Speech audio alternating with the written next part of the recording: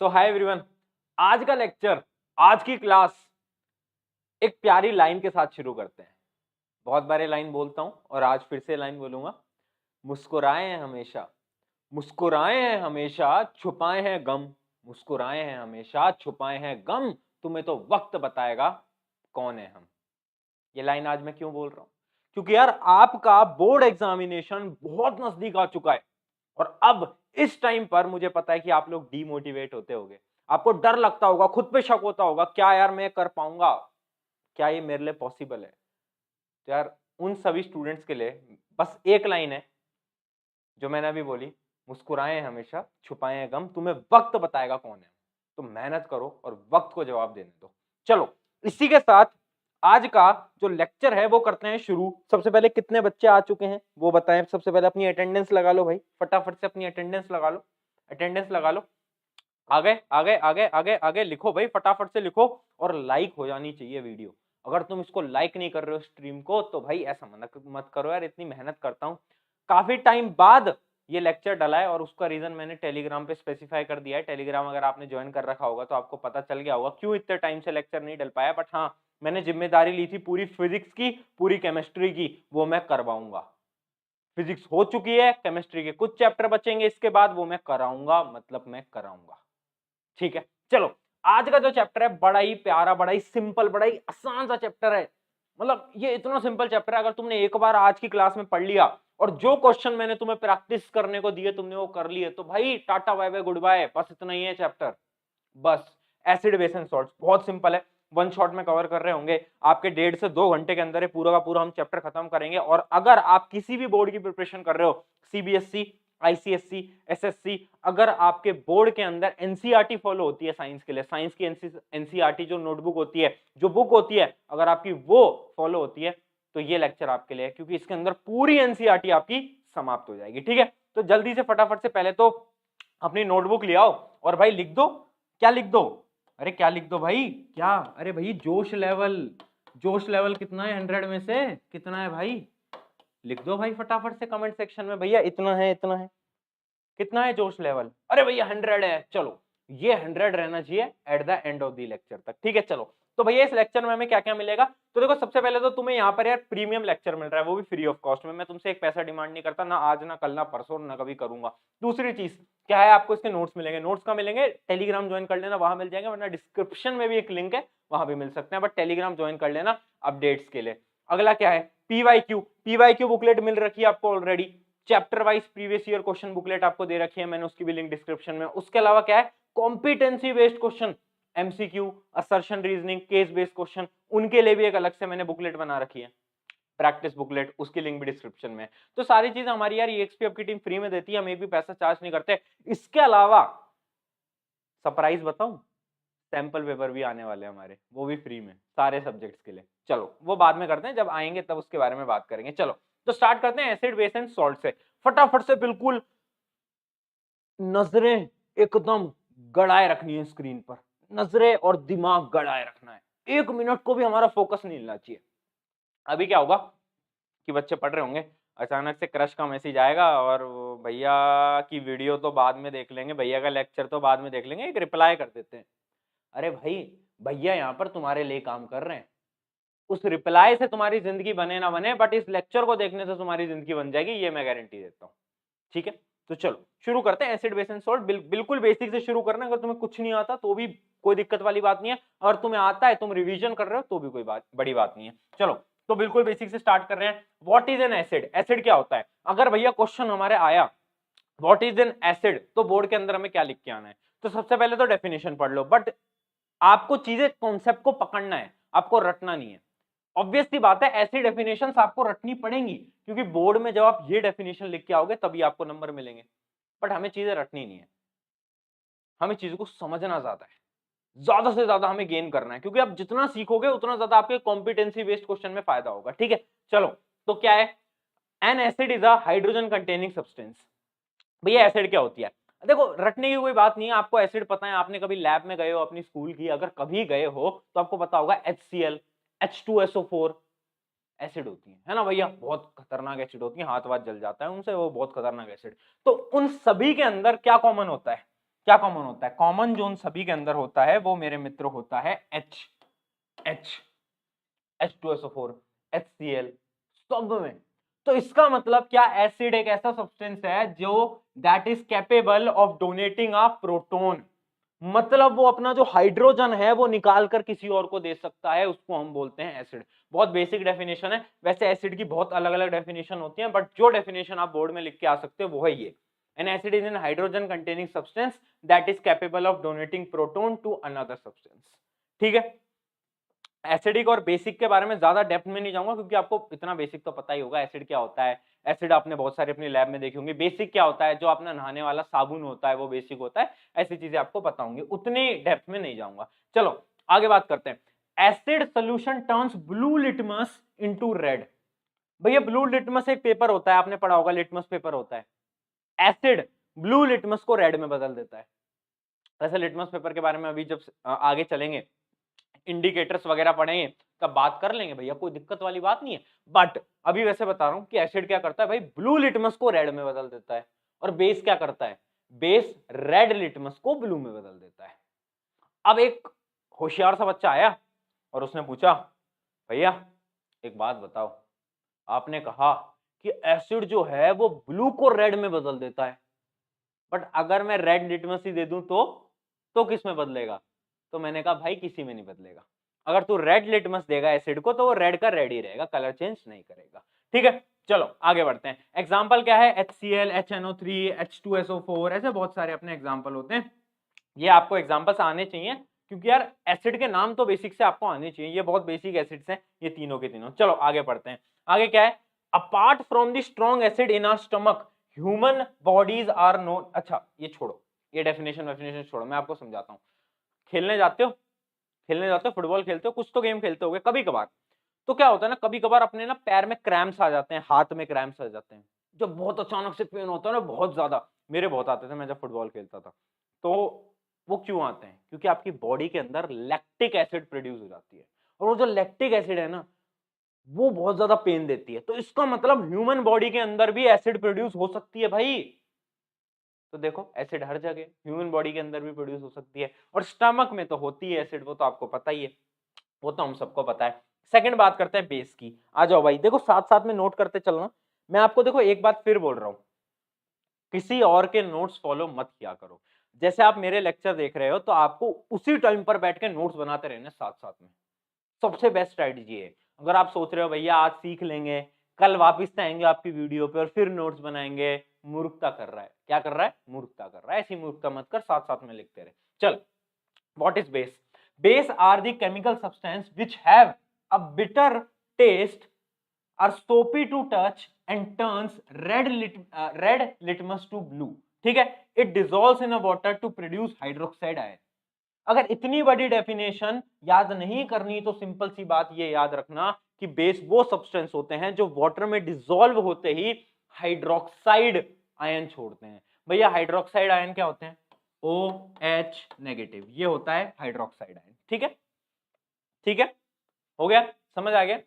ये सब तो देखो, वो सब तो फालतू चीजें थी कि soapy to touch, turns red litmus, ये तो भैया बहुत बेसिक हमें पता है यार, ये सब क्या पढ़ा रहे हो। याद रखना OH माइनस को क्या करते हैं, वो निकालते हैं जब भी उसको वाटर में डिसॉल्व करा जाता है। चलो आगे पढ़ते हैं। Basic solution turns red litmus paper into blue. भैया बहुत बेसिक सी बात है, हमें पता है, ये तो आपने पहले ही बता दिया।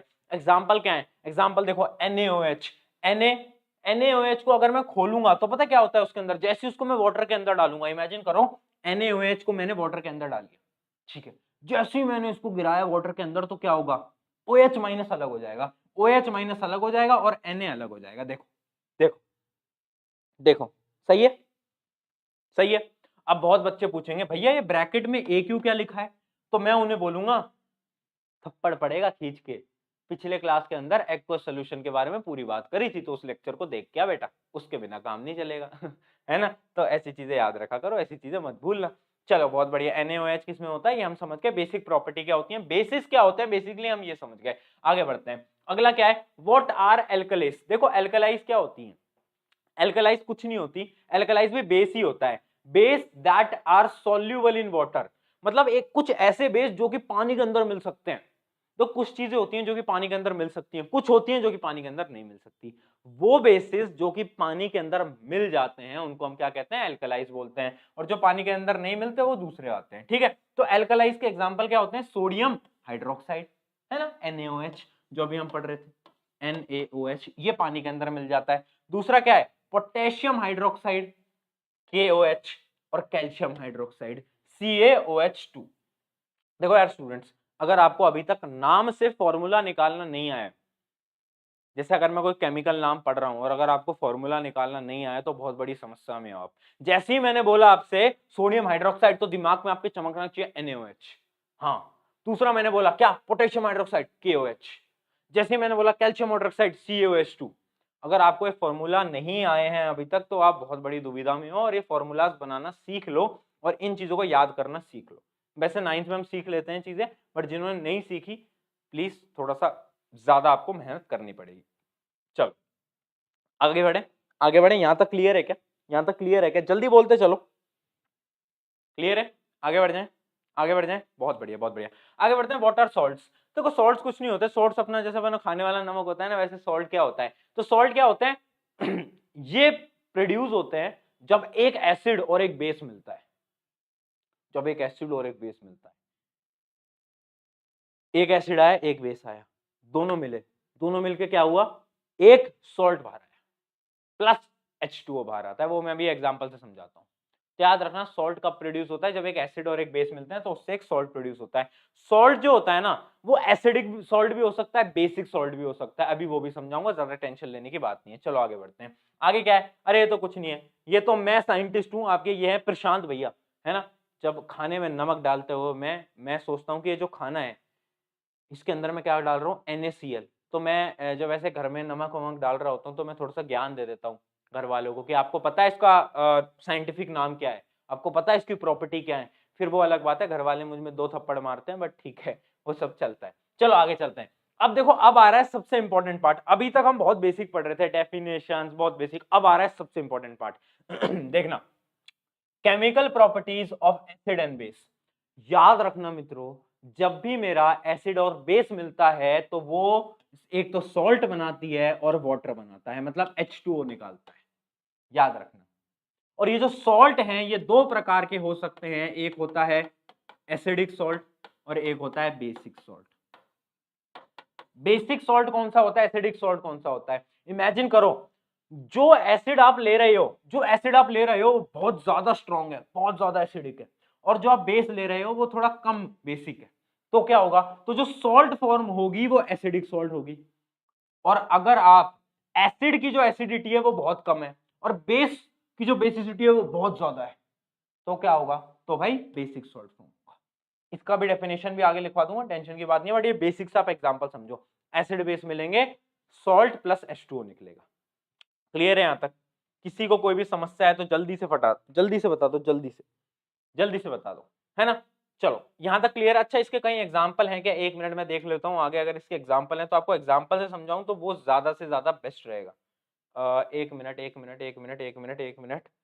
एग्जाम्पल आई गेस नहीं है, चलो कोई बात नहीं, कोई बात नहीं, हम यहीं से एग्जाम्पल ले लेते हैं। एसिड और बेस, कोई भी एसिड या बेस को मिला दो, तुम कुछ भी, तुम कोई भी एसिड बेस को मिला दो, जैसे कि मैं मिला रहा हूं, देखना मैं मिला रहा हूं NaOH, क्या होता है बेसिक, प्लस HCl, ये क्या होता है एसिडिक। ये क्या बनाएंगे, ये क्या बनाएंगे मित्रों, सबसे पहले सॉल्ट बनेगा, तो ये Na बाहर आ जाएगा, ये Cl बाहर आ जाएगा, ये दोनों मिलके क्या बनाएंगे, NaCl, ये सॉल्ट आ गया। दूसरा क्या बनेगा, H2O, वाटर बनेगा। तो समझे भाई, एसिड और बेस ने क्या बनाया, सॉल्ट प्लस वाटर बनाया, बहुत ज्यादा इंपॉर्टेंट है, इस बात को याद रखना। चलो पीछे आते हैं। अब जितनी चीजें मैं बता रहा हूं वो आपकी जिंदगी की सबसे इंपॉर्टेंट है, इनको नहीं भूलना मित्रों। क्या है देखो, सबसे पहली रिएक्शन है एसिड प्लस मेटल, फिर है एसिड प्लस मेटल ऑक्साइड, फिर है एसिड प्लस मेटल कार्बोनेट। देखो सबसे पहली चीज क्या है, एसिड प्लस मेटल, मतलब कोई भी आप मेटल ले लो, जैसे Zn ले लो, है ना, और अपन दूसरा कौन सा लें, दूसरा अपन ले लेते हैं HCl। HCl अपना क्या है, एसिड है, और ये मेटल है, ठीक है। अब दूसरा देखो, एसिड प्लस मेटल ऑक्साइड। एक चीज याद रखना, जो आपकी मेटल ऑक्साइड होती है ना, मेटल की ऑक्साइड, मेटल का ऑक्साइड, जैसे CuO, कॉपर ऑक्साइड, ये क्या हुआ, मेटल ऑक्साइड। तो मेटल ऑक्साइड जो होती है ना मेरे दोस्तों मित्रों, याद रखो, अपनी नोटबुक में नोट कर लो, जो मेटल ऑक्साइड होती है वो हमेशा बेसिक होती है नेचर में। क्या होती है, बेसिक होती है नेचर में। अब सोचो, ये एसिड और ये बेसिक, एसिड और बेस दोनों क्या बनाती थी, सॉल्ट प्लस वाटर। तो ऑब्वियस सी बात है, जब भी आप किसी भी एसिड को मेटल ऑक्साइड से मिलाओगे तो क्या बनेगा फाइनली, बोल भाई, एक तो सॉल्ट बनेगा और एक H2O बनेगा, H2O बनेगा। सिमिलरली जो आपका मेटल कार्बोनेट होता है या फिर मेटल बाइकार्बोनेट होता है वो भी बेसिक होता है नेचर में, वो भी बेसिक होता है नेचर में। तो जब भी आपका एसिड मेटल कार्बोनेट या फिर मेटल बाइकार्बोनेट से मिलता है, क्या बनेगा, क्या बनेगा भाई, सॉल्ट प्लस वाटर। बट एक चीज और बनेगी, देखो यहां पर कार्बोनेट शब्द का यूज हुआ है, कार्बोनेट का मतलब कार्बन आ गया, कार्बन चाचा आ गए ऊपर से। अब कार्बन चाचा आए हैं तो कुछ ना कुछ तो बनाएंगे, ऐसे तो वापस नहीं चले जाएंगे। तो कार्बन चाचा ने बोला देखो मेरा CO2 बना दो, मेरा कार्बन डाइऑक्साइड बना दो। उन्होंने कहा ठीक है भाई, CO2 लगा देते हैं, क्या दिक्कत। तो याद रखना, जब भी अपना एसिड मेटल ऑक्साइड से मिलेगा तो क्या बनाएगा, सॉल्ट प्लस H2O। बट जब भी मेरा एसिड मेटल कार्बोनेट से बनाएगा तो क्या बनाएगा, सॉल्ट वाटर CO2, एक CO2 एक्स्ट्रा हो जाता है। चलो इसको एक एग्जांपल से आपको आगे समझाते हैं ताकि आपको और ज्यादा क्लियर हो पाएगा। देखो पहला क्या था, अच्छा इसका एग्जांपल नहीं दिया हमने, एसिड प्लस मेटल, कोई भी एसिड है, जैसे कि हमने यहां पर देखो क्या लिया है, क्या लिया है, यहां पर हमने लिया है Zn और लिया है H2SO4। ये क्या है, एसिड, और ये क्या है, ये क्या है, मेटल। ये क्या है, मेटल। तो अब एसिड और मेटल जब भी मिलता है ना तो याद रखना है आपको, एक तो सॉल्ट बनता है, सॉल्ट तो बनेगा ही, एसिड बेस मिलेंगे सॉल्ट तो बनेगा ही, और दूसरी चीज जो मिलती है वो होता है हाइड्रोजन गैस। हाइड्रोजन गैस बाहर निकलती है, हाइड्रोजन गैस बाहर निकलती है, हाइड्रोजन गैस लिबरेट होती है। तो याद रखना, सॉल्ट प्लस हाइड्रोजन, इसको फटाफट से नोट करो। और ये दोनों एग्जांपल बहुत इंपॉर्टेंट है। ये पहला एग्जांपल किसका है, एसिड प्लस मेटल, और दूसरा एग्जांपल किसका है, ये देखो ये क्या है, बेस। ध्यान से देखो बेटा, क्या है ये, बेस, और ये क्या है, मेटल।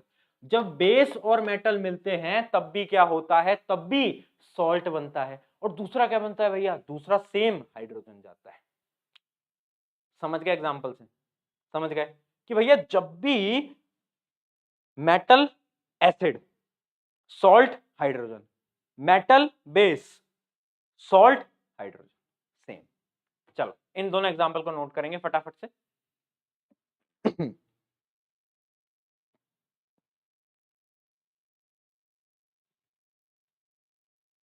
क्लियर है, अगर चैट में यहां तक क्लियर है तो एक बार चैट में लिख दो भैया जी ओके। क्या लिखना है, ओके, ओके लिखना होता है भाई, है ना, है ना। चल पता क्या होता है कि जब हम ऑनलाइन पढ़ा रहे होते हैं ना, तो जैसे कि आप देख रहे होगे अभी कितने बच्चे पढ़ रहे हैं, जितने भी बच्चे पढ़ रहे हैं, तो इमेजिन करो 200 बच्चे पढ़ने के आ रहे हैं, 200 बच्चे वो हैं जो कि पढ़ रहे हैं लाइव में, साथ साथ में नोट्स बना रहे हैं और सब कुछ कर रहे हैं। बट यहाँ पर ना 50-100 बच्चे वो भी होते हैं जो कि पढ़ने नहीं आते, वो बस देखने आते हैं, बस ऐसे टाइम पास करते हैं। और ऑनेस्टी से बता रहा हूँ, तो उन बच्चों से मेरी हाथ जोड़ के निवेदन है कि भाई पढ़ लो, समय है अभी भी तुम्हारे पास, एक नोटबुक लाओ और पढ़ना शुरू करो प्लीज। समय निकल जाएगा और बाद में मुझे जवाब नहीं देना, तुम्हें अपने पेरेंट्स को जवाब देना है, तो उनको क्या जवाब दोगे यार।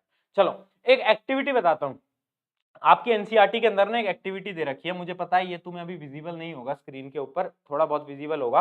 तो ये एक्टिविटी दे रखी है, इस एक्टिविटी में क्या है ना, बोलते हैं कि हम एक एसिड ले रहे हैं, एसिड कोई भी ले लो, जैसे कि एक बोला है हमसे सल्फ्यूरिक एसिड, एक मेरे पास बीकर है, उसके अंदर मैंने सल्फ्यूरिक एसिड डाली, ठीक है, ये मेरा बीकर है, इसके अंदर मैंने सल्फ्यूरिक एसिड डाली। अब ऊपर से मैंने जिंक ग्रैन्यूल्स डाल दिए, मतलब जिंक ऐसे छोटे छोटे वो डाल दिए, जिंक अंदर डाल दिया। और इससे जो निकलने वाली गैस है उसको जब मैंने एयर में छोड़ा और उस एयर के पास मैंने कैंडल जलाई, मैंने क्या करा, उस निकलने वाली गैस को एयर में छोड़ा, निकलने वाली गैस को एयर में छोड़ा, और उसमें जब मैंने क्या करा, मैंने जब कैंडल जलाई, जब मैंने कैंडल जलाई तो भाई बर्निंग वाली आवाज, मतलब ऐसे पटाखे वाली आवाज, पट पट पट पट पट ऐसी आवाज आने लगी, अजीब अजीब सी आवाज आने लगी। तो ऐसा क्यों हुआ, ऐसा क्यों? क्योंकि आपको पता है मित्रों कि जब भी जिंक और H2SO4 मिलेंगे, जिंक और H2SO4 मिलेंगे, जिंक प्लस H2SO4 मिलेंगे तो क्या होगा, तो भाई एक तो सॉल्ट बनेगा प्लस हमारी H2 गैस रिलीज होगी। तो क्योंकि हाइड्रोजन गैस रिलीज हो रही है उस वजह से वो आवाज आ रही है जलने की, वो जलने की आवाज आ रही है। ठीक है, ठीक है।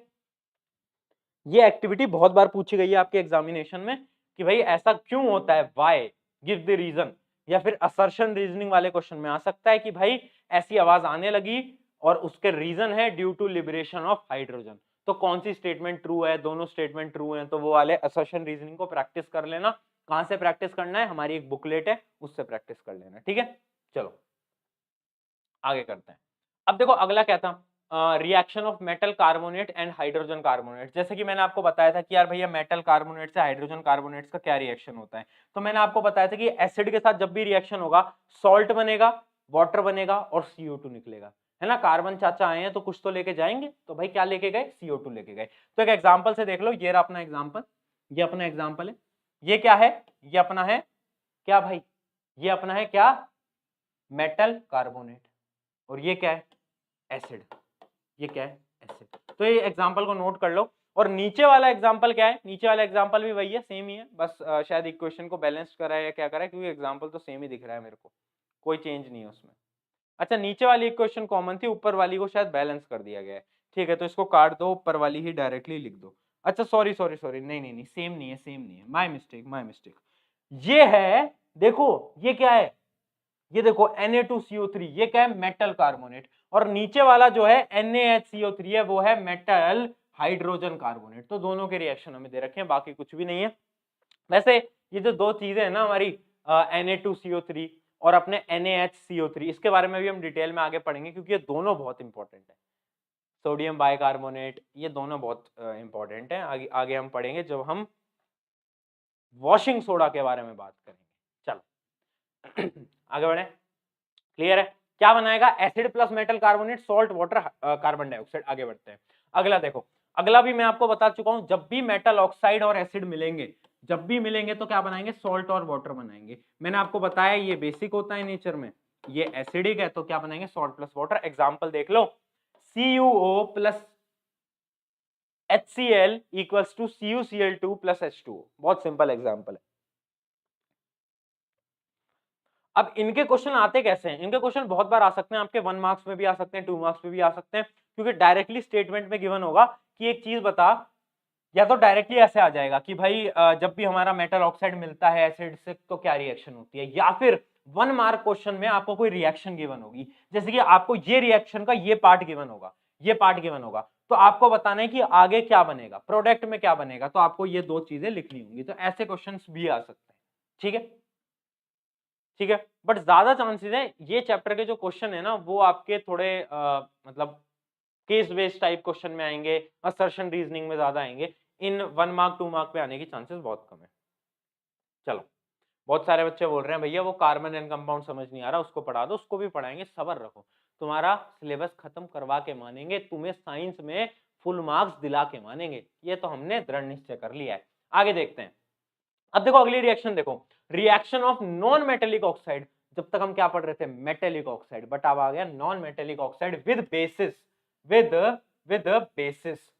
एक चीज याद रखना मेरी बात मित्रों, नॉन मेटेलिक ऑक्साइड जो होता है वो एसिडिक होता है नेचर में, एसिडिक। तब खुद देखो, ये एसिडिक, ये बेसिक, तो क्या बनाएगा, ऑब्वियस सी बात है सॉल्ट प्लस वाटर बनाएगा। हाँ या ना, हाँ या ना, हाँ या ना, हाँ भैया बात तो आप बिल्कुल सही कर रहे हो, हाँ तो बात तो सही कर रहा हूं। एक एग्जांपल से देख ले मित्र, एग्जांपल क्या है, एग्जांपल है CuOH2। ये क्या है, ये क्या है मेरे मित्र, ये है बेस, ये है बेस। और ये क्या है भाई, ये क्या है, ये तो आपको दिख ही रहा है, नॉन मेटेलिक ऑक्साइड। बस इन दोनों को जब मैं मिलाता हूं तो क्या बन जाता है, CaCO3 calcium carbonate plus H2O। बहुत सिंपल, बहुत सिंपल, बहुत सिंपल। अच्छा, अगर ये रिएक्शन दी हो और पहले चैप्टर का सवाल आ जाए, हमने पहला चैप्टर पढ़ा था ना केमिकल रिएक्शन इक्वेशन वाला, कि ये रिएक्शन कौन सी है, तो तुम क्या जवाब दोगे, ये रिएक्शन कौन सी है, मेरे को कमेंट सेक्शन में बताना कि भाई ये वाली रिएक्शन कौन सी है, कॉम्बिनेशन, डिस्प्लेसमेंट, डबल डिस्प्लेसमेंट, कौन सी रिएक्शन आपको दिख रही है होते हुए, तो ये आप मेरे को कमेंट सेक्शन में बताएंगे। ठीक है, ये आपका होमवर्क नंबर 1 है। आज आपको 3 या 4 होमवर्क मिलेंगे, तो ये है H1, ये होमवर्क नंबर 1। तो सबसे पहले तो इसका आंसर आपको कमेंट में देना है लेक्चर खत्म होते ही। आगे बढ़ रहे हैं, होपफुली नोट कर ली होंगी ये सारी चीजें, आगे बढ़ते हैं। चलिए चलें आगे। अब देखो एक चीज बताता हूं, do acid and base have something in common? इन दोनों में कॉमन क्या होता है? कुछ कॉमन है क्या? कुछ दोस्ती है क्या इनमें, या दोनों अलग अलग है? एसिड अलग बेस अलग, देख कुछ तो दोस्ती है, देखते हैं क्या कॉमन है। Both acid and base are electrolytes. सबसे बड़ी इंपॉर्टेंट चीज, जब भी क्वेश्चन आ जाए कि what is common in acid and base, तो आपको पता होना चाहिए दोनों भाई इलेक्ट्रोलाइट्स होते हैं। इलेक्ट्रोलाइट्स का मतलब क्या होता है? किसी को पता है क्या इलेक्ट्रोलाइट्स का मतलब क्या होता है? देखो इलेक्ट्रोलाइट्स का मतलब होता है they are good conductor, they are good conductor of electricity. मतलब उनमें से इलेक्ट्रिसिटी पास हो सकती है, एसिड में से भी बेस में से भी। और ये चैप्टर मैंने जब करंट इलेक्ट्रिसिटी पढ़ाया था, तो मैंने उसमें बोला था कि प्योर वाटर जो होता है ना, प्योर वाटर जो आपका एक्वागार्ड से निकलता है, वो इलेक्ट्रिसिटी कंडक्ट नहीं करता। बट आपका जो नल वाला पानी होता है ना, उसमें इम्प्योरिटीज होती है, वो इलेक्ट्रिसिटी कंडक्ट करता है। पता है क्यों? क्योंकि जो आपका नल वाला पानी होता है ना, वो थोड़ा एसिडिक या बेसिक होता है नेचर में, बट आपका जो आरओ वाला पानी आता है वो बिल्कुल न्यूट्रल होता है, तो वो कभी भी इलेक्ट्रिसिटी कंडक्ट नहीं करेगा। बट आपका वो वाला पानी जो कि एसिडिक है नेचर में, ये पहले चैप्टर में मैंने बताया था इलेक्ट्रिसिटी में, आप सभी से सवाल पूछा था, तो उसका आंसर आपको यहां पर जाकर मिल चुका है, ठीक है, क्योंकि वो एसिडिक होता है नेचर में, इस वजह से। चलो आगे बढ़ते हैं। आगे क्या है? एसिड्स रिलीज हाइड्रोजन, ये सब तो आपको पता है कि भाई एसिड H+ निकालती है और बेसिस OH- निकालती है, ये बहुत बेसिक सी चीज है और इसके बारे में मैं ज्यादा बात भी नहीं करूंगा। What happens to an acid और the base in the water solution? Acid और बेस को अगर मैं पानी में डालूं तो क्या होगा? एसिड के H+ साइन बाहर आ जाएंगे और बेस के OH- आ जाएंगे, तो इसके बारे में एक्सप्लेन करने की मेरे को कोई जरूरत नहीं है। चलो आगे बात करते हैं। अच्छा बात करते हैं स्ट्रॉन्ग एसिड और वीक एसिड की, बात करते हैं स्ट्रॉन्ग एसिड और वीक एसिड की, ठीक है, स्ट्रॉन्ग एसिड और वीक एसिड की। अच्छा ये बताओ, लाइन ही टेढ़ी होगी, चलो कोई नहीं। अच्छा एक होता है स्ट्रॉन्ग एसिड और एक होता है वीक एसिड, दोनों में डिफरेंस क्या होता है भैया? मतलब क्या है ये सब स्ट्रॉन्ग और वीक, क्या मतलब है इनका? देख मेरे मित्र ध्यान से देखियो, स्ट्रॉन्ग एसिड वो होते हैं जो कि आपके हाथ जला सकते हैं, और वीक एसिड वो होते हैं जो कि बहुत वीक होते हैं, जो आपके लेबोरेटरी में रखे जाते हैं ना, वो वीक एसिड होते हैं। भैया ये तो बहुत वाहियात सी डेफिनेशन हो गई, कुछ अच्छी सी डेफिनेशन बताओ। तो देख अच्छी सी डेफिनेशन ये है, वो एसिड जो कि जिनके पास बहुत ज्यादा H+ आयंस होते हैं, जिनके पास क्वांटिटी ऑफ H+ आयंस है ना, वो बहुत ज्यादा है एज कंपेयर टू दिस। और इनके पास क्या होता है? इनके पास H+ जो होते हैं वो कम होते हैं, इनके पास ज्यादा होते हैं, इनके पास कम। बस बेसिक सा डिफरेंस ये है, बेसिक सा डिफरेंस ये। तो भैया ये कम ज्यादा कैसे कराया जाता है? एक स्ट्रॉन्ग एसिड को वीक एसिड बनाने के लिए उसमें पानी को मिलाया जाता है। क्या मिलाया जाता है? उसमें वाटर ऐड करा जाता है, वाटर ऐड। और वाटर एडिशन के प्रोसेस को बोलते हैं डाइल्यूशन। क्या बोलते हैं? डाइल्यूशन। तो आपने वो जो वर्ड सुना है ना आपकी लेबोरेटरी में, डाइल्यूट एसिड, उसका मतलब होता है कि उसके अंदर पानी मिलाया गया है। क्या मिलाया गया है? पानी। तो जब भी हम स्ट्रॉन्ग एसिड के अंदर लिखना, जब भी हम स्ट्रॉन्ग एसिड के अंदर वाटर डालेंगे तो क्या होगा? वो वीक एसिड बन जाएगी और उस प्रोसेस को हम डाइल्यूशन बोलते हैं। डाइल्यूशन बहुत ज्यादा इंपॉर्टेंट है। डाइल्यूशन के अगर आपसे डेफिनेशन पूछ रहे तो आपको ये आना चाहिए। सिमिलरली अगर मैं बात करता हूं बेसिस की, तो स्ट्रॉन्ग बेस और वीक बेस, तो देखो स्ट्रॉन्ग बेस की डेफिनेशन वही है, a base which completely ionise in water thus produces large amount of hydroxide ion। मतलब वो बेसिस जो कि बहुत ज्यादा OH- आयंस को प्रोड्यूस करता है, और वो बेस जो कि कम OH- को प्रोड्यूस करता है, वो क्या कहलाएगी? वो क्या कहलाएगी? वो होगी वीक, और ऊपर वाली होगी स्ट्रॉन्ग। बस बस इतना सा है, इतना सा है भैया, सिंपल है। वीक स्ट्रॉन्ग, स्ट्रॉन्ग में ज्यादा, वीक में कम। अरे भैया यार ये तो भैया मजा नहीं आ रहा, बहुत सिंपल सिंपल सी चीजें चल रही हैं। चलो थोड़ा सा मजा दिलाते हैं, बात करते हैं पीएच की, बात करते हैं स्ट्रेंथ की। स्ट्रेंथ से पहले मैं आपको पढ़ाना चाहता हूं पीएच स्केल। पीएच स्केल क्या होता है? PH scale is a indicator. देखो क्या होता है ना, ये आपकी एसिड या फिर बेस के बारे में इंडिकेशन देता है, ठीक है। तो इसका मीटर रीडिंग स्टार्ट होती है 1 2 3 4 5 6 7 8 9 10 14 तक होती है। थोड़ा सा छोटा पड़ गया, थोड़ा सा, अरे पूरा ही उड़ गया, कोई दिक्कत नहीं है। चलो अब बड़ा बना देंगे।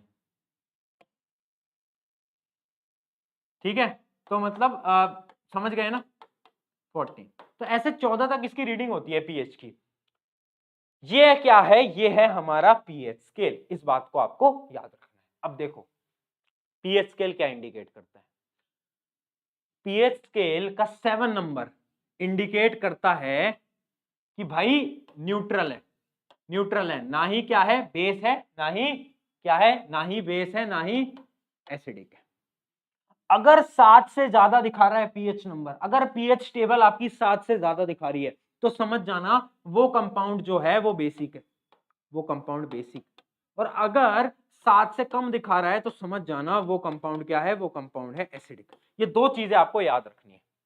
अगर आपको क्वेश्चन आता है पीएच के ऊपर कि भाई 7 नंबर पे न्यूट्रल है, 7 से ज्यादा पे बेसिक है, 7 से कम पे एसिडिक है। अब यहां पर जो क्वेश्चन पूछा जा चुका है सीबीएसई के अंदर वो मैं आपको दिखाता हूं। क्वेश्चन ये था कि एक दो एलिमेंट है, एक एलिमेंट है ए, इसको थोड़ा छोटा कर लेता हूं। देखो एक एलिमेंट है ए और एक एलिमेंट है बी, दो एलिमेंट है, ठीक है, एक एलिमेंट है ए और एक एलिमेंट है बी। तो आपको ये गिवन है कि according to the pH scale number, according to the pH scale number, pH का जो स्केल नंबर है वो ज्यादा है पीबी के स्केल नंबर से, ठीक है, ये आपको गिवन है।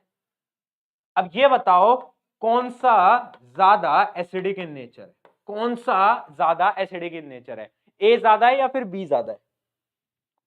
आपको गिवन है कि pH number of A is greater than the pH number of B, तो आपको ये बताना है in comparison of these two कौन सा ज्यादा एसिडिक है। आंसर लिखें चैट बॉक्स में फटाफट से, जल्दी लिखना शुरू करें, देखते हैं भाई किसमें कितना है दम, है ना।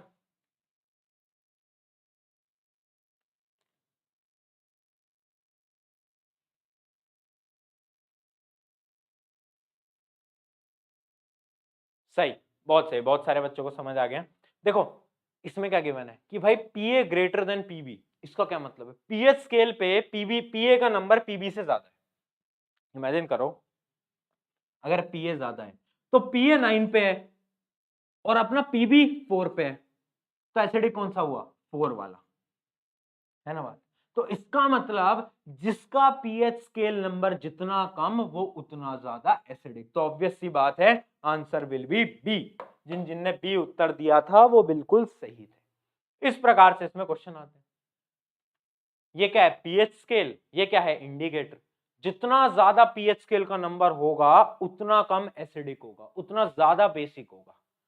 तो इस चीज को आपको याद रखना है, बहुत बार ये सवाल हमारे एग्जाम के अंदर पूछा जा चुका है मित्रों, तो ऐसी ऐसी बातों को हमें याद रखना है, भूलना नहीं है, ठीक है। तो अब इंडिकेटर्स की बात कर रहे थे हम तो देखना those chemical substance which help to determine the nature of the chemical, मतलब यार जो नेचर बताते हैं ना केमिकल का, जैसे कि आपका जो एप्पल है वो एसिडिक होता है नेचर में, आपका जो टमाटर है वो एसिडिक होता है नेचर में, बट आपका जो सोप है वो बेसिक है। तो कौन बता रहा है, कोई साइंटिस्ट आके बोल रहा है अरे सुन ये एसिडिक है, ये बेसिक है, ये एसिडिक है, अरे नहीं, उन पे टेस्ट होते हैं। टेस्ट किससे होते हैं, इंडिकेटर से। तो इंडिकेटर बताते हैं। तो देखो आपकी एनसीईआरटी के हिसाब से आपको जो इंडिकेटर्स पढ़ने हैं वो इतने टाइप के हैं, ये सारे इंडिकेटर्स आपको पढ़ने हैं। देखो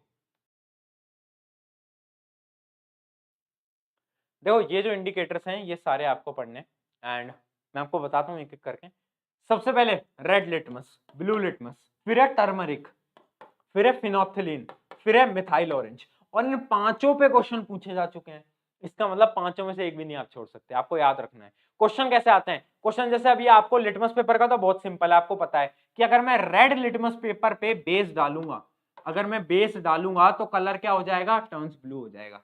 आपको पता है अगर मैं ब्लू लिटमस पे एसिड डालूंगा तो रेड हो जाएगा। बट क्या आपको इन तीनों के पता है, इन तीनों के भी क्वेश्चन आते हैं।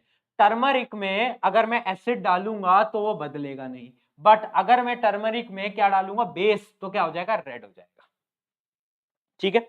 दूसरा देखो फिनोप्थिलीन, फिनोप्थिलीन में अगर मैं एसिड डालूंगा तो कलरलेस हो जाएगा, कोई कलर नहीं रहेगा, कलरलेस। और अगर मैं उसमें बेस डालूंगा तो पिंक कलर का हो जाएगा। उसके अलावा अब लास्ट है मिथाइल ऑरेंज, और मिथाइल ऑरेंज रेड हो जाता है एसिड से और बेस से येलो। अब क्वेश्चन कैसा पूछा गया था मेरे मित्रों, मेरे भाइयों, मेरी बहनों, ध्यान से समझिएगा। क्वेश्चन ऐसा आया था कि फिनोप्थिलीन के लिए कि अ सब्सटेंस, देखना मैं आपको बताता हूं कैसा क्वेश्चन आएगा। अभी आपने टेबल नोट कर ली, इधर ही चलो, इधर ही आपको क्वेश्चन लिख के दिखा देता हूं। आया था दो सब्सटेंस हैं एक्स एंड वाई, ठीक है, एक्स एंड वाई। एक्स को जब मैंने फिनोप्थिलीन से टेस्ट करा तो भाई उसने ना कलरलेस कर दिया, कलरलेस कर दिया, कलरलेस। और जब मैंने वाई को टर्मरिक से टेस्ट करा, जब मैंने वाई को टर्मरिक से टेस्ट करा तो उसके अंदर भाई कोई चेंज नहीं आया, नो चेंज। तो अब ये बताओ कि एक्स और वाई के नेचर क्या है, एक्स और वाई का नेचर क्या है, एसिडिक या बेसिक, आपको ये बताना था। तो ये क्वेश्चन कैसे सॉल्व हो पाता, जब आपको पता था कि भाई फिनोप्थिलीन की प्रॉपर्टी क्या होती है, टर्मरिक की क्या प्रॉपर्टी होती है। अगर आपको ये याद नहीं होता तो क्या ये क्वेश्चन हो पाता, नहीं हो पाता। अच्छा अभी इसका आंसर बता दो, एक्स क्या होगा और वाई क्या होगा।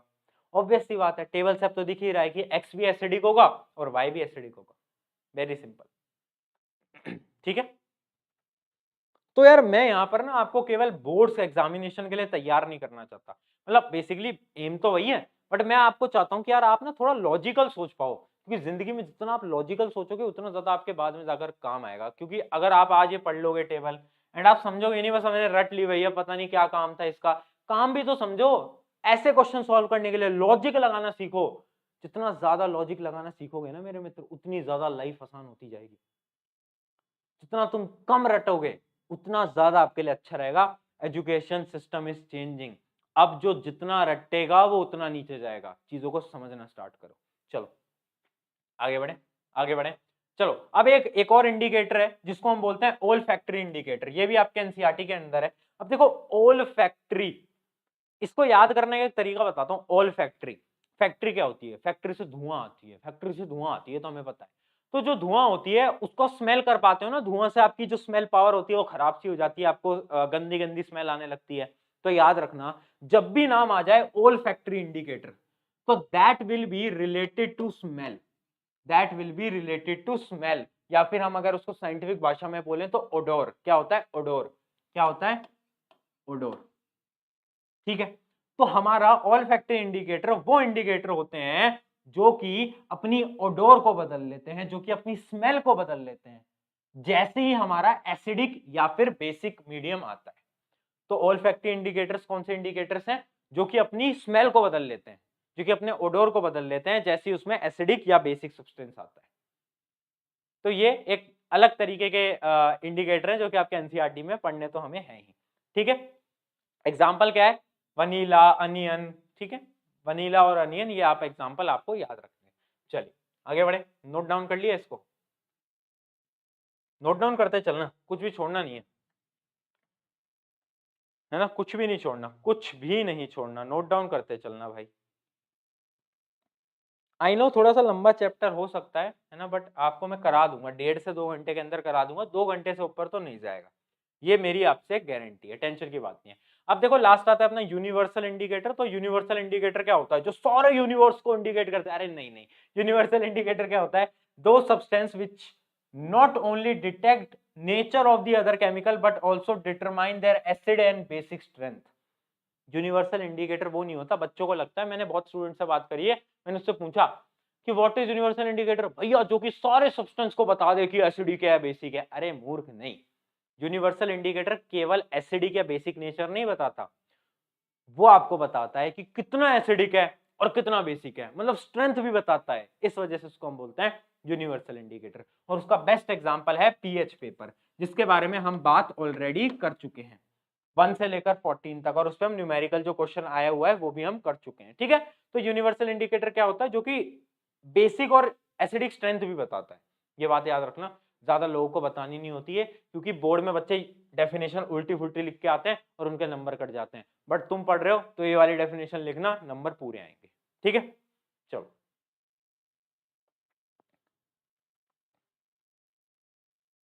चलिए, बहुत सही हो गया, नोट हो गया, अरे क्या बात है, अरे बहुत बढ़िया बहुत बढ़िया। अच्छा जी, अच्छा जी, इतना टाइम हो गया तो एक बार पूछ ही ले, पूछ लें, चलो बता दो यार, बता दो यार, जोश मीटर कैसा है, जोश मीटर क्या चल रहा है भाई। जोश मीटर कैसा चल रहा है, खत्म हो गया क्या, tata bye bye goodbye हो गए क्या, बस इतना ही दम था क्या? अगर इतना ही दम था तो रोज रात को क्यों सपने देखता है 10th के अंदर 98 लाने का? अगर इतना ही दम था तो ड्रीम क्यों देखी? अगर इतना ही दम था तो मेहनत करना बंद कर दे, बंद कर दे, क्योंकि मेहनत तो करनी पड़ेगी अगर तुझे वो सपना पूरा करना है तो। केवल सपने देखने से कुछ नहीं होता, सपने को जीना पड़ता है और जीने के लिए पढ़ाई करनी पड़ेगी। चलिए, तो जोश मीटर में अपनी वैल्यू लिख दो फटाफट से एंड हम आगे बढ़ते हैं। चलो, तो ये मैंने आपको समझा दिया कि importance of pH in everyday life. PH क्या होता है ना, वो सारे उसका बता देता है। जैसे कि मैं आपको एग्जांपल से समझाऊं तो जैसे हमारा जो स्टोमक का जो एसिड होता है, जो हमारे अंदर पेट के अंदर जो एसिड होता है, उसकी पीएच पता है कितनी होती है? उसकी पीएच होती है 1। इसका मतलब बहुत ज्यादा एसिडिक, हद से ज्यादा एसिडिक, बहुत ज्यादा एसिडिक। और जो हमारा वाटर होता है ना, वो most of the times neutral होता है। ठीक है, जो हमारा और कुछ भी मान लो सोप होता है, वो हमारा क्या होता है? बेसिक होता है। ठीक है, तो ये हमारे कुछ एग्जांपल्स हैं कि भाई अलग अलग जो डेली लाइफ के जो एग्जांपल्स हैं वो एसिडिक होते हैं, बेसिक होते हैं, वो हमने यहाँ पर टेबल में आपके लिए लगा दिए हैं सबके। ठीक है, तो वैसे इसका कोई काम नहीं है, बट आपको बस दिखा रहा हूँ कि डेली लाइफ के एग्जांपल कौन कौन से एसिडिक होते हैं, कौन कौन से बेसिक होते हैं।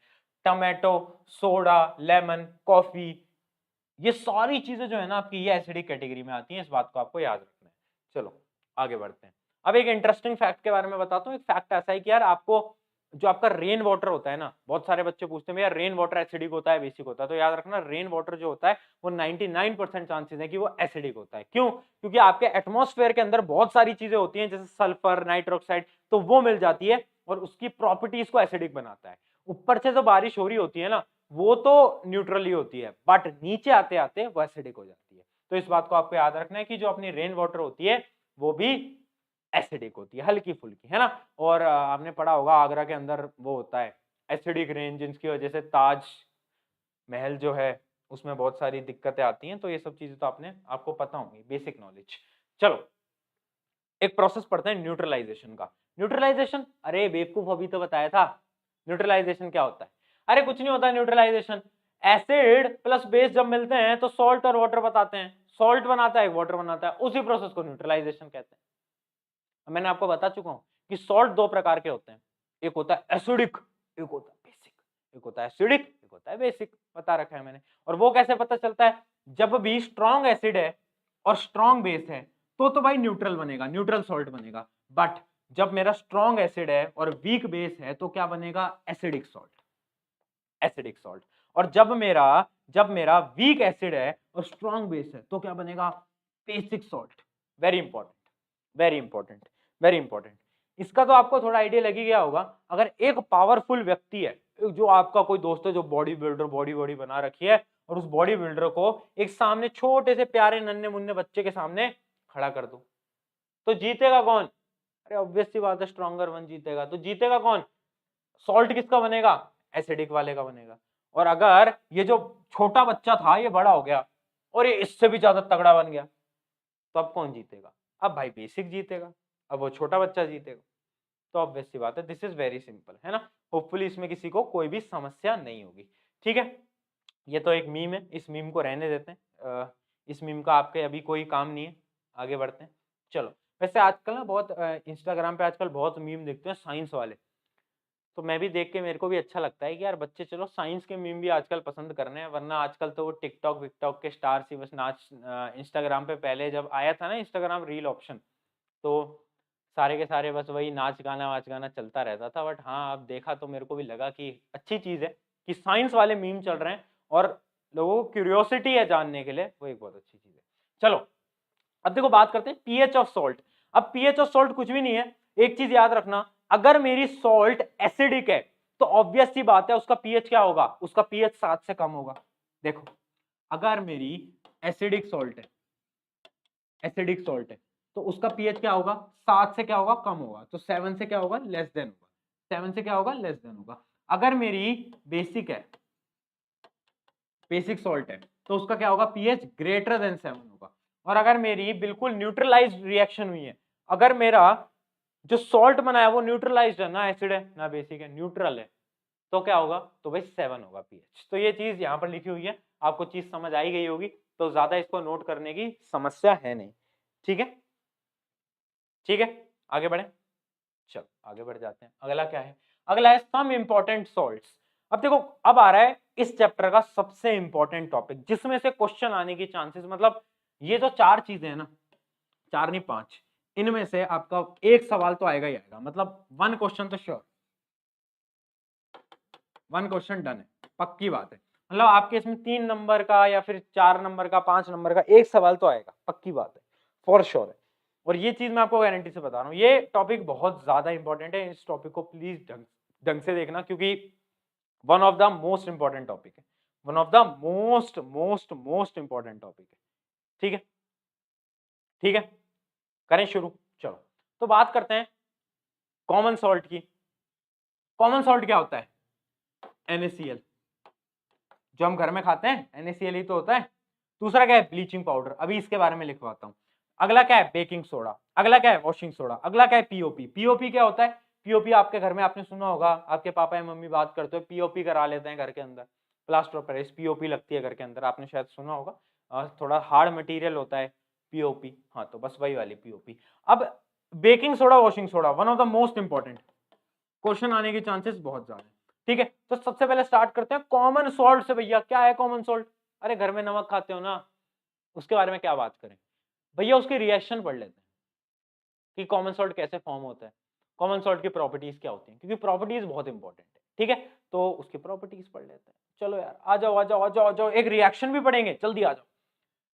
कॉमन सॉल्ट, अब देखो, आपको पता है कॉमन सॉल्ट होता क्या है? NaCl। अब जो आपकी एनसीईआरटी के अंदर एक एक्टिविटी है, वो एक्टिविटी बहुत प्यारी है। देखो एक्टिविटी को थोड़ा सा जूम इन करता हूं और आपको दिखाता हूं। एक्टिविटी में क्या दे रखा है?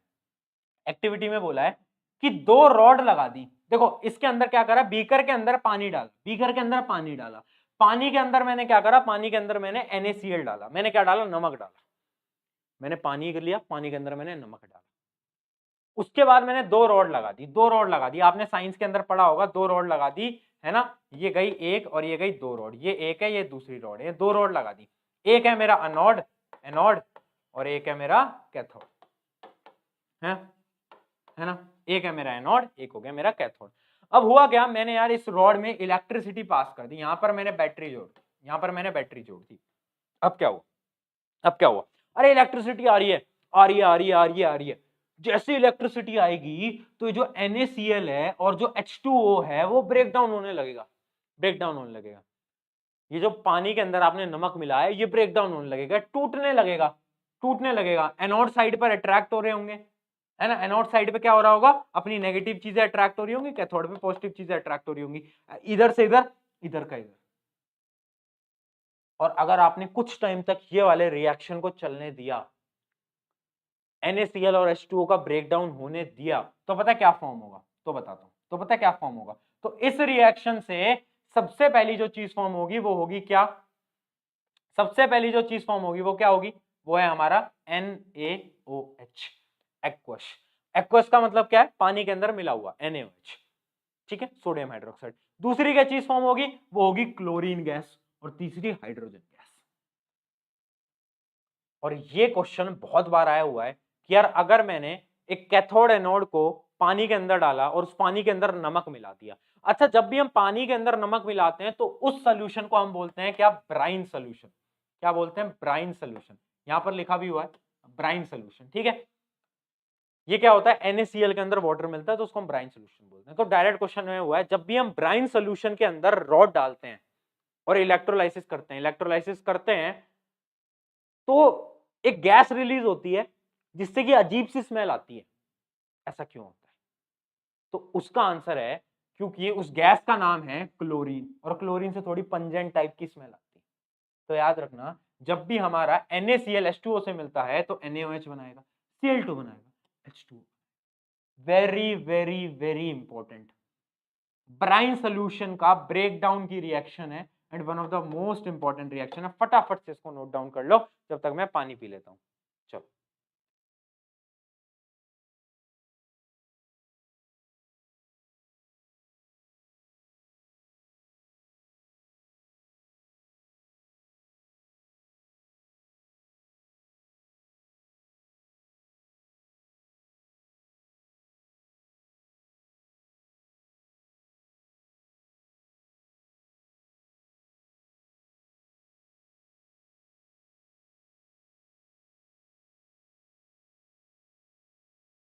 चलो आई गेस कि कर लिया होगा नोट, आगे बढ़ा जाए। अच्छा, नोट्स वैसे आपको मिल जाएंगे, बट मैं तो आपको बोलता हूँ, प्रेफर मैं आपको हमेशा करता हूँ कि नोट्स साथ साथ में बनाना। अच्छा, जितना हम पढ़ा रहे हैं वो एनसीईआरटी के लिए इनफ है, वो आपके बोर्ड्स के लिए इनफ है। उसके अलावा जो चीज आपको प्रैक्टिस करनी है वो मैं आपके लेक्चर के एंड में आपको बता रहा हूँ, ठीक है। आगे बात करते हैं किसकी, यूजेस ऑफ सोडियम हाइड्रोक्साइड। अब देखो वहां से फॉर्मेशन किसकी हुई, NaCl ब्राइन सोल्यूशन से फॉर्मेशन किसकी हुई, सोडियम हाइड्रोक्साइड, NaOH बाहर आया। तो उसका यूज क्या है, उसका यूज क्या है, यूज देखते हैं। Sodium hydroxide in its pure form which is white crystalline solid.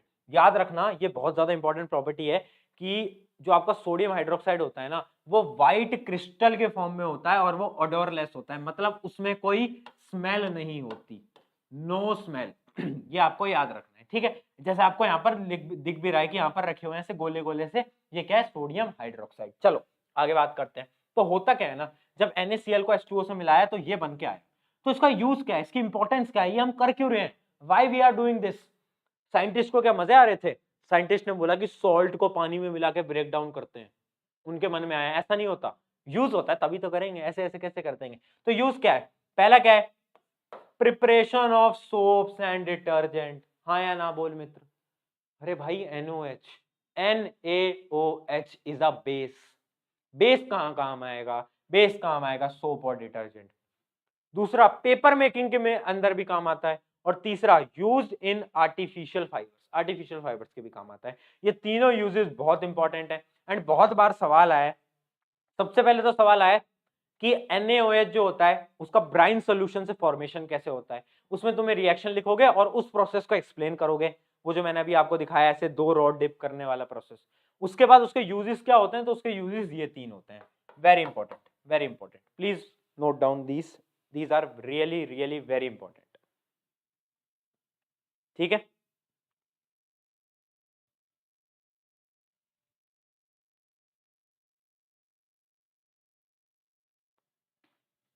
सही,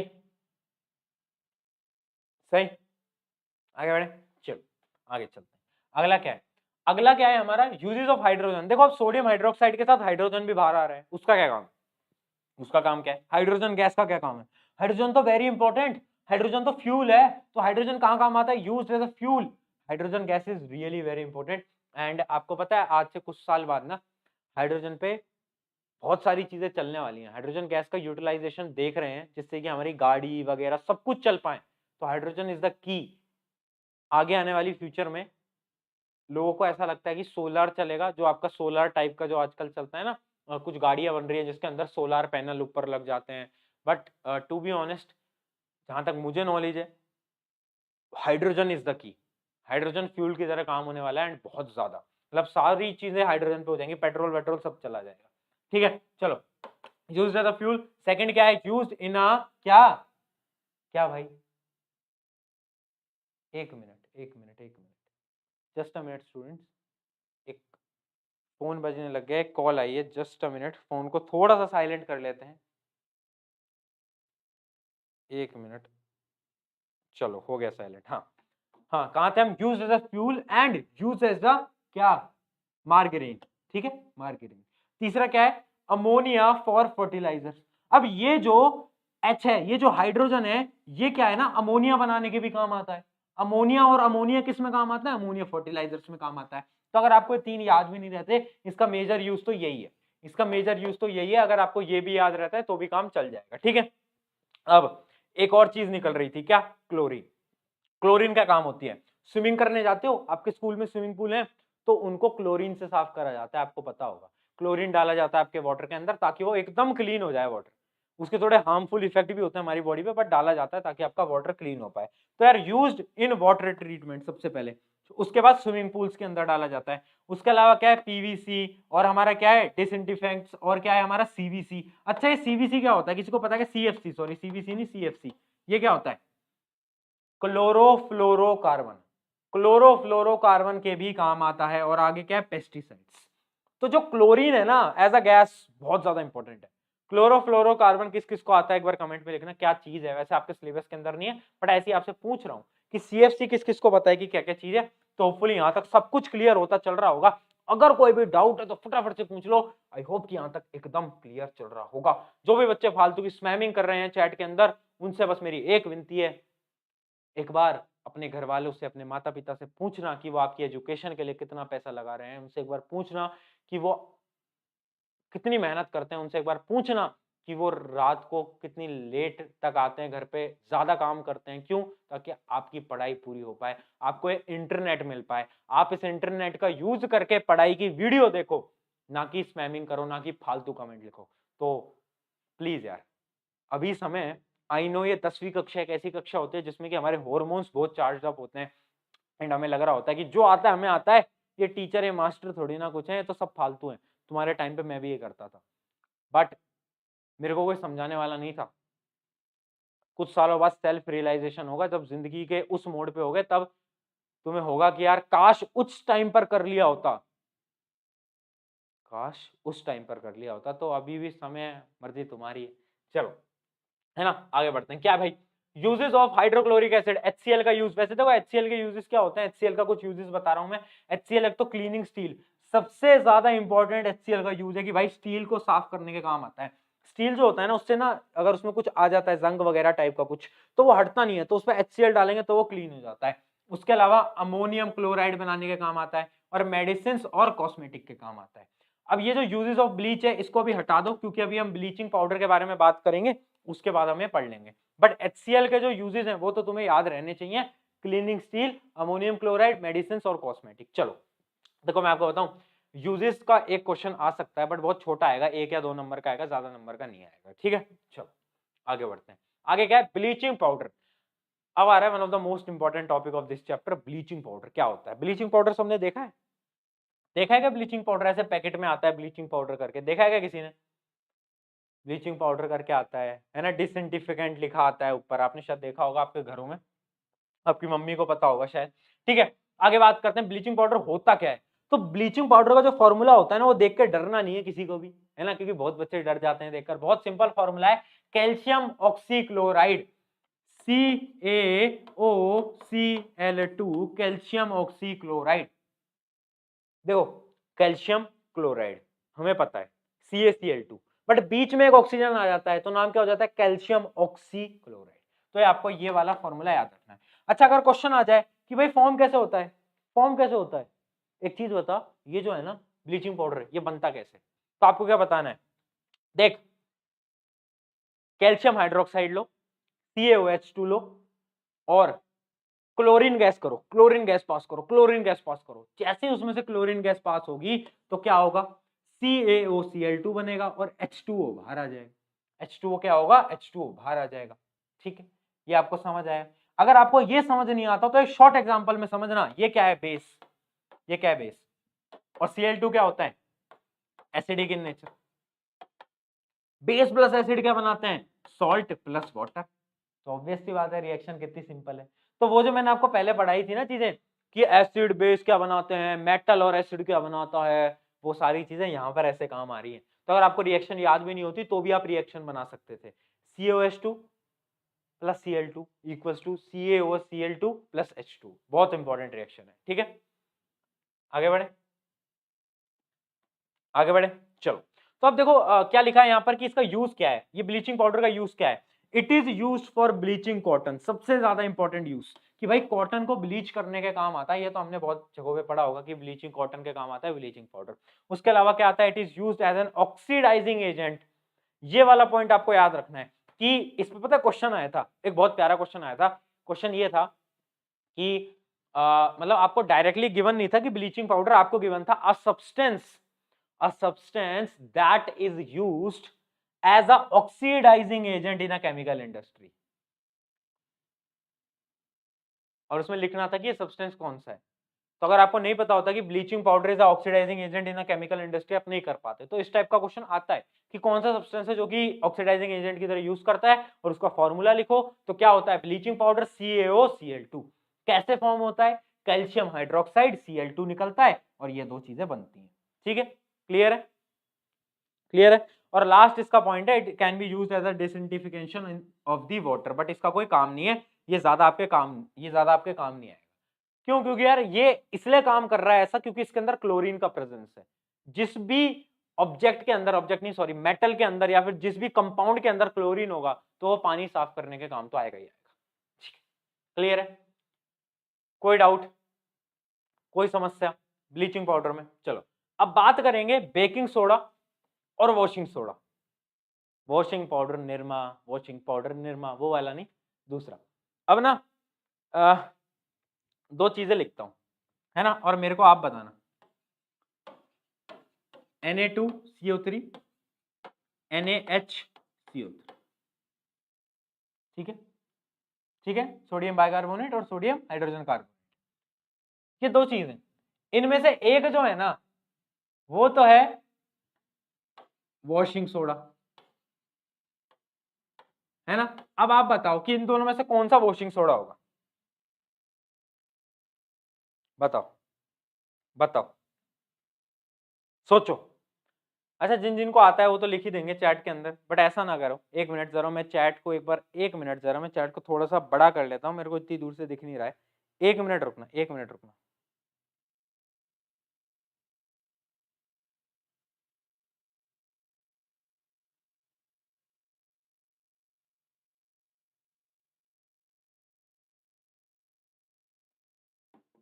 चलो देखो, एक क्या बोल रहा था मैं, एक तो है वॉशिंग सोडा और दूसरा एक है बेकिंग सोडा। अब आप बताओ कौन सा है?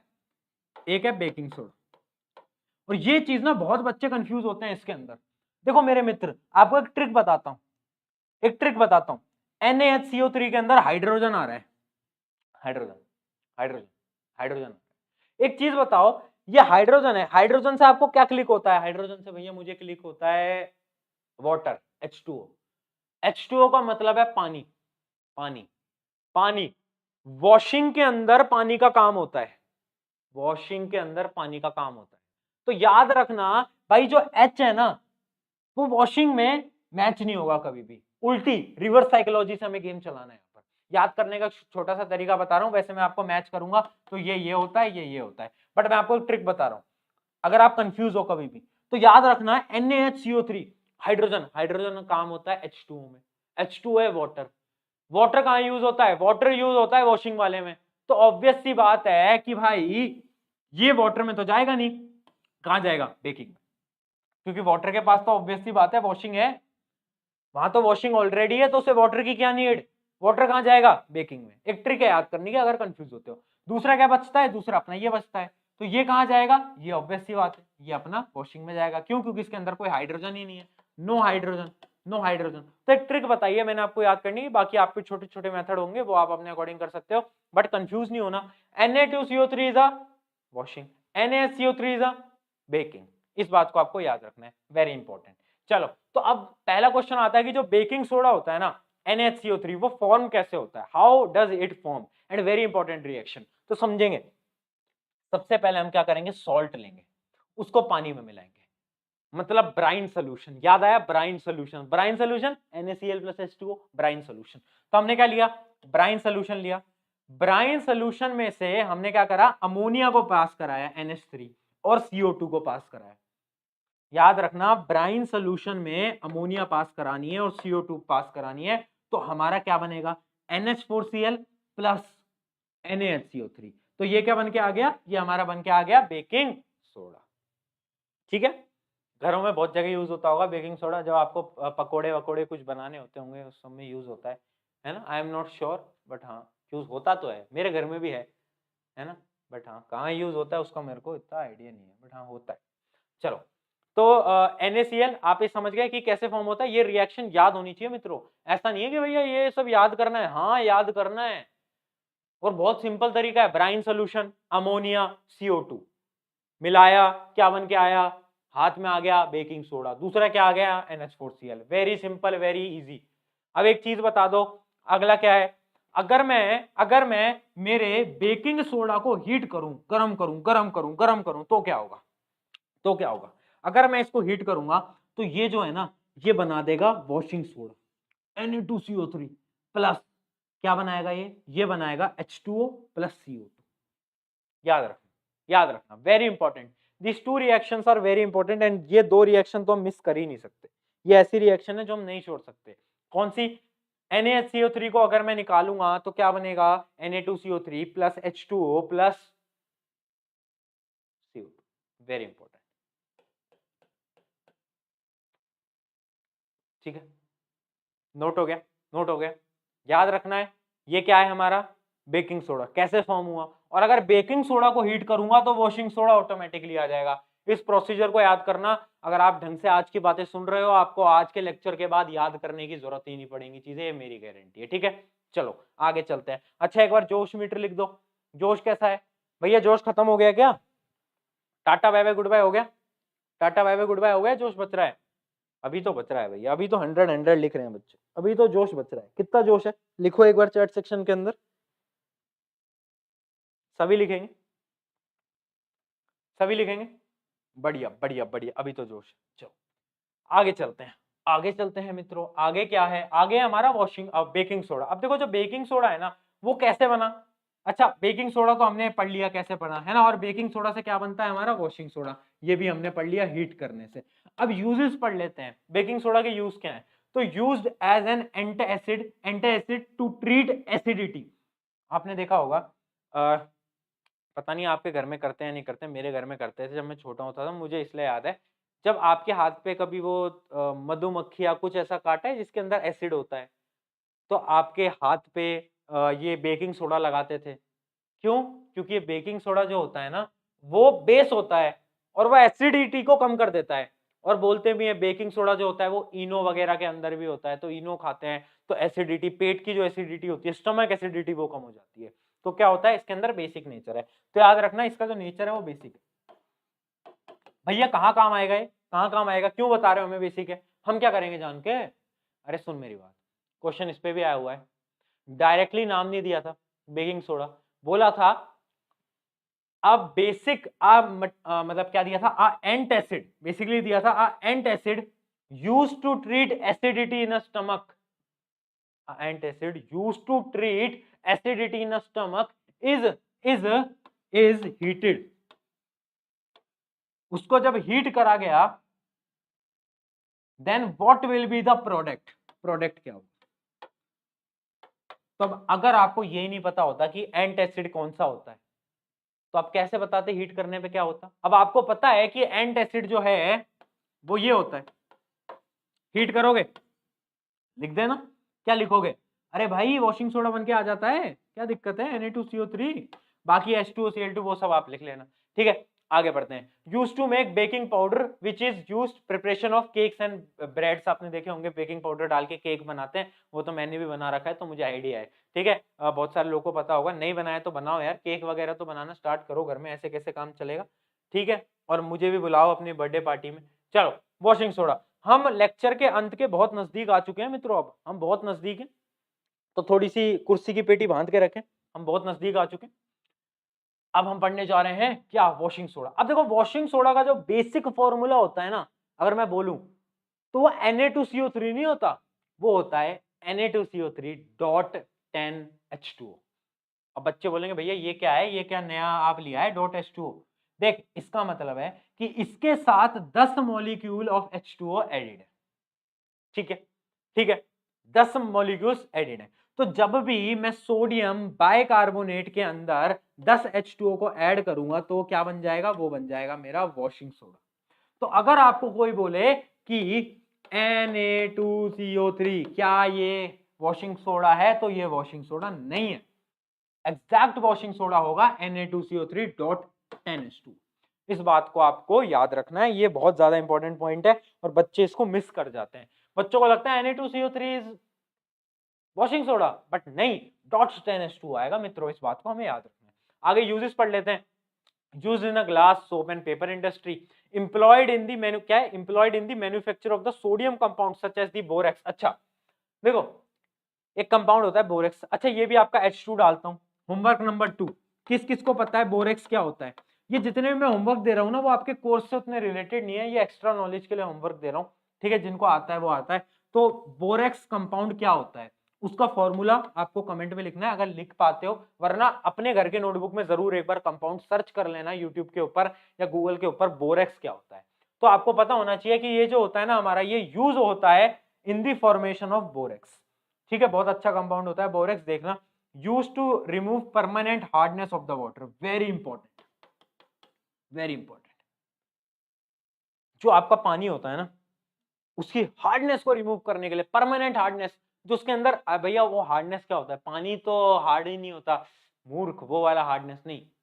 पानी की एक अलग हार्डनेस होती है, उसके अंदर जो सॉल्यूबल्स होते हैं, जैसे कि हमारे नाइट्रोजन ऑक्साइड्स होते हैं, सल्फर ऑक्साइड्स होते हैं, उनको हम बोलते हैं उसकी परमानेंट हार्डनेस। और उसको रिमूव करने के लिए सबसे इंपॉर्टेंट होता है हमारा वॉशिंग सोडा। तो आपको वो जो बोलते हैं ना कि डिटर्जेंट से कपड़ों के दाग हट जाते हैं, ऑयल हट जाता है, वो कैसे हटता है, वो ऐसे ही हटता है। ये वॉशिंग सोडा, ये जब जाता है तो वो जो दाग होते हैं, वो जो मटेरियल होता है, उसको अपने साथ खींचकर पानी में मिलाकर बहा देता है। तो this is the work of washing soda.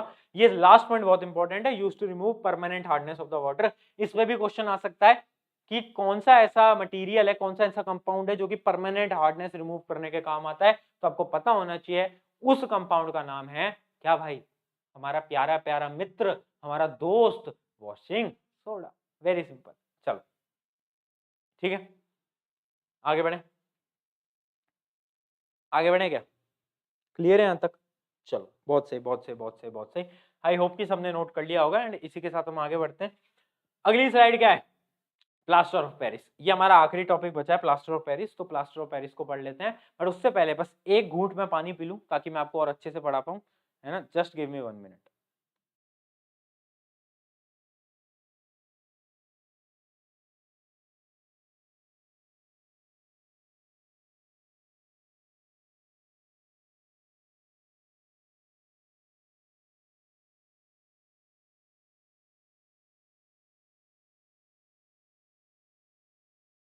चलो कहां पर आ गए, प्लास्टर ऑफ पेरिस। अब देखो प्लास्टर ऑफ पेरिस क्या होता है, पीओपी। आपने देखा होगा आपके घरों की सीलिंग वॉल्स में पीओपी यूज होता है।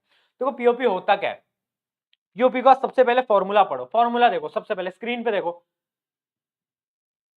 स्क्रीन पे देखो, CaSO4 dot half H2 dot half H2।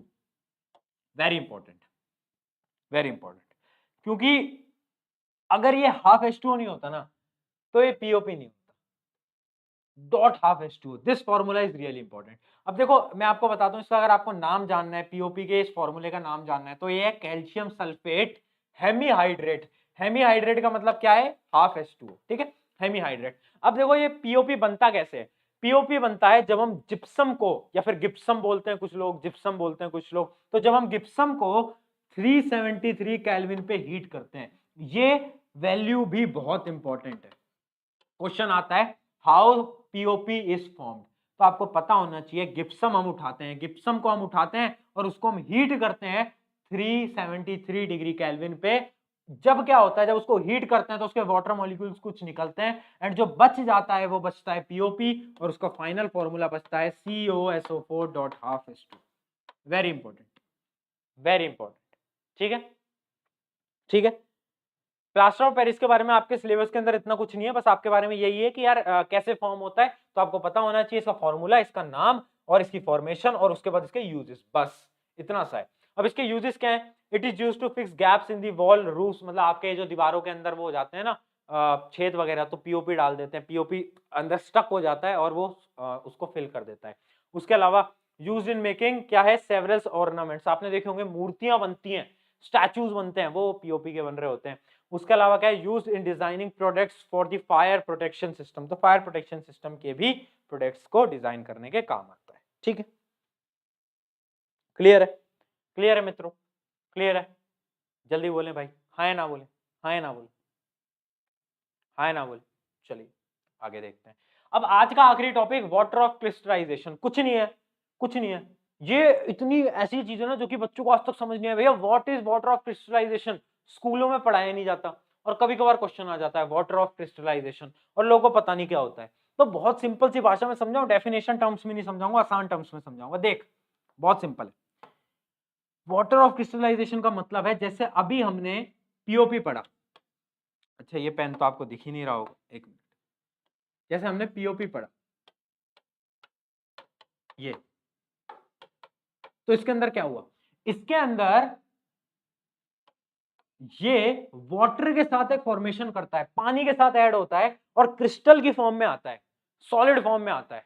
तो इसी प्रोसेस को बोलते हैं वाटर ऑफ क्रिस्टलाइजेशन। अगर मैं और छोटी डेफिनेशन बताऊं तो ये होता है कि जब हमारा crystal salts with water, crystal salts with water of crystallisation, मतलब जब भी हमारा कोई सॉल्ट जो है वो वाटर के साथ क्रिस्टल की फॉर्म में होता है। ये मेरा सॉल्ट है और इसमें मैंने अगर कुछ पानी मिला दिया तो वो क्रिस्टल की फॉर्म में हो गया, सॉलिड फॉर्म में हो गया, तो उस प्रोसेस को हम बोलते हैं वाटर ऑफ क्रिस्टलाइजेशन, जैसे कि पीओपी CaSO4.H2O। तो ये होता है क्रिस्टलाइजेशन। इसकी डेफिनेशन बहुत गंदी है, समझ भी नहीं आती। देखो, the water of crystallisation means having a constant range of molecules existing in 1 unit of salt.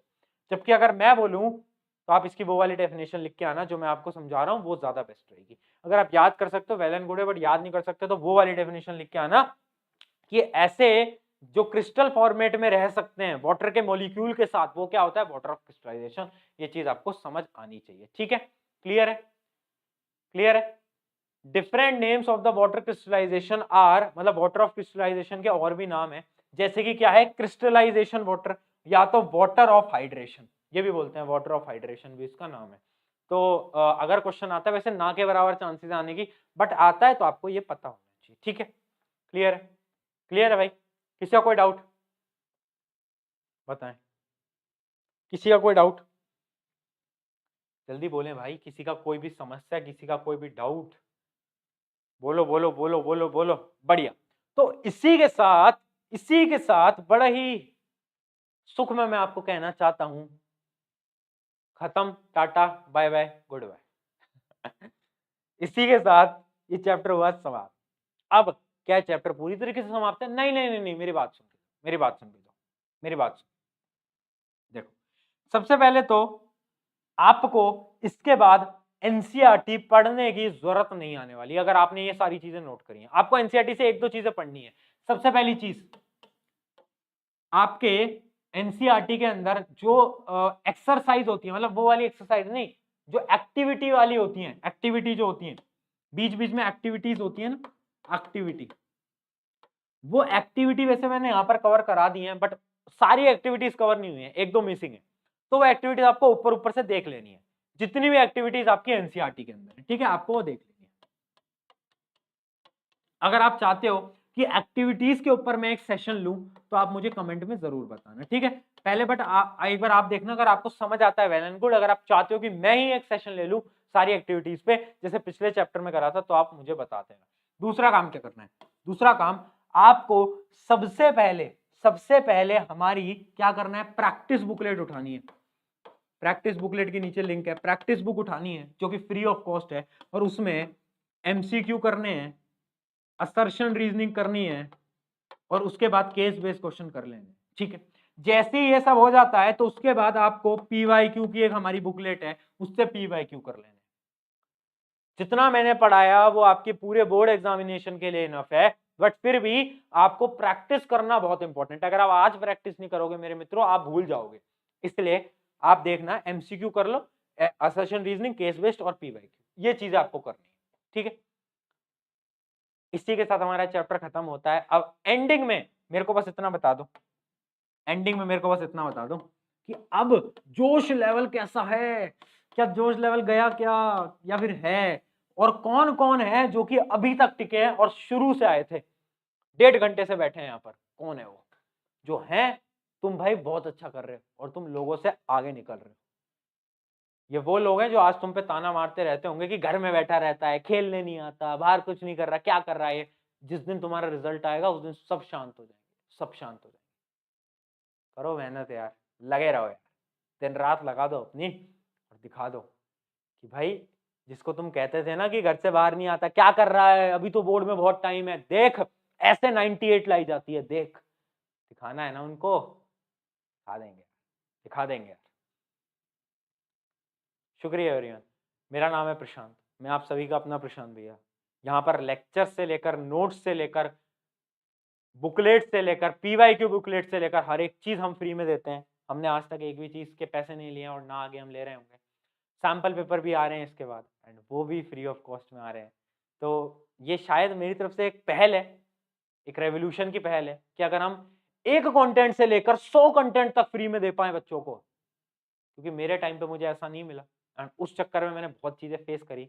आज एक ऐसा ऑर्गेनाइज़ेशन मैं बिल्ड कर रहा हूँ, जो कि ऑर्गेनाइज़ेशन बच्चों की मदद कर रहा है। हमारे यहाँ पर जितने भी लोग काम करते हैं ना, वो जो आपका जो पीपीटी कंटेंट बनाते हैं, वो लोग ऐसे हैं ना जो कि बस इतना पूछते हैं कि सर आज क्या करना है? आज का काम क्या है ये बताओ।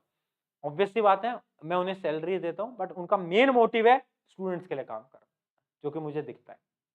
हम सब एक कॉमन मोटिव पे हैं। अगर आपको ये कॉमन मोटिव पसंद आया है, तो चैनल सब्सक्राइब कर सकते हो तो मुझे अच्छा लगेगा। अगर नहीं कर सकते, अपने एक मित्र के साथ वीडियो को शेयर कर देना, इस सेशन को शेयर कर देना एंड इंस्टाग्राम की लिंक होगी डिस्क्रिप्शन में। ये है मेरी इंस्टाग्राम आईडी prashant_KIRAT।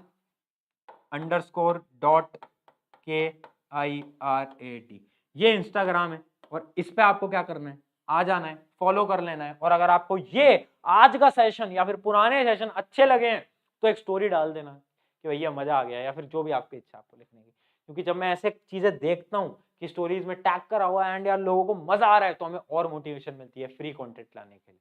तो यही था। शुक्रिया एवरीवन। चलो अगले लेक्चर में मिलते हैं एंड अगला लेक्चर आपका केमिस्ट्री का तीसरा लेक्चर आएगा। इससे पहले एक हो चुका है, फिजिक्स भी पूरी हो चुकी है, साइंस की एक पूरी प्लेलिस्ट है। आप जाओगे तो आपको साइंस के सारे लेक्चर मिल रहे होंगे। Take care, bye bye.